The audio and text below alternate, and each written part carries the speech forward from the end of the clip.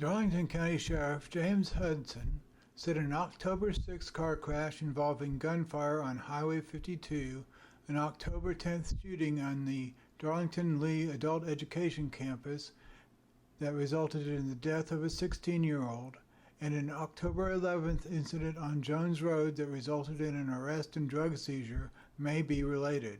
Well, we've been gathering information and gathering intel since Friday night, early Saturday morning, and we do believe that there are some connections to these shootings, and we're going to work to make sure that we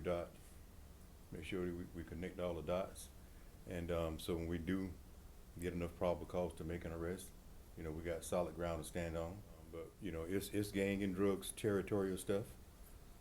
There's no need to try to hide it. That's what it is. It's gang and drugs territorial behavior, and they're throwing temper tantrums about who's the big man and who's the little man, and we just have to make sure that we approach this the proper way, because no matter what law enforcement does, a lot of times we're criticized for it, but our job is to make sure that we serve and protect the citizens of this county and of the state of South Carolina, and that's what we're going to do within the sheriff's office, as I'm sure with all the agencies around the state. So we're just going to keep working hard to do what we do, and we got to figure out how can we change their way of thinking so they can change their way of life, and that's going to take a lot. As I think one of the reporters said, it's not going to be done overnight. It didn't get this way overnight. And I've been doing this almost 29 years now, and I've seen this before, and it takes a lot of work to slow it down, a lot of work, and we're just going to have to get with the program. The pastors going to have to be pastors. The community leaders going to have to be community leaders. Law enforcement going to have to be law enforcement. School districts going to have to be school district. Other elected officials going to have to be elected officials.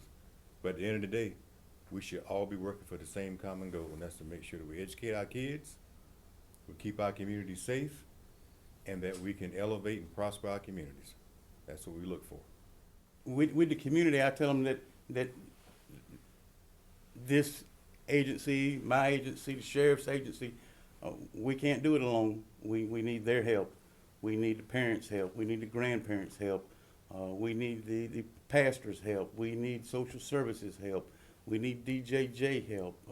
I don't want to misquote anybody, but it takes a community to raise a child. So yes, we have counseling available for students that have been touched by Tuesday's tragic loss.